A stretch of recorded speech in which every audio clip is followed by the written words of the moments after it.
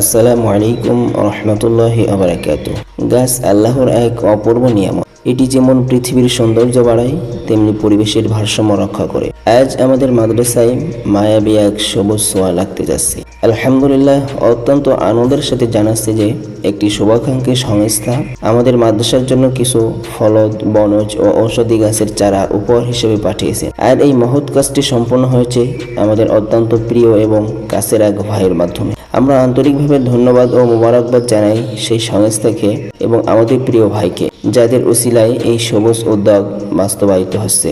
রাসূলুল্লাহ সাল্লাল্লাহু আলাইহি ওয়াসাল্লাম বলেছেন, যদি কোনো মুসলিম একটি গাছ রোপণ করে অথবা কোনো ফসল ফলায় আর তা থেকে কোনো পাখি, মানুষ বা চতুষ্পদ জন্তু ভক্ষণ করে, তবে তা তার জন্য সদকা হিসেবে গণ্য হবে। সুবহানাল্লাহ। মাদ্রাসার আঙ্গিনায় রোপণ করা এই গাছগুলো যখন বড় হবে, ছায়া দেবে, ফল দেবে, তখন ইনশাআল্লাহ এর সওয়াব যারা দান করেছেন তাদের আমলনামায় সদকায়ে জারিয়া হিসেবে জমা হতে থাকবে। আমরা আল্লাহর দরবারে দোয়া করি, আল্লাহ তাআলা এই মহৎ দানকে কবুল করুন। যারা এর পেছনে শ্রম ও অর্থ দিয়েছেন তাদের জীবনে বরকত দান করুন। আসুন আমরা সবাই বেশি বেশি গাছ লাগাই, আমাদের চারপাশকে সবুজ ও সুন্দর রাখি।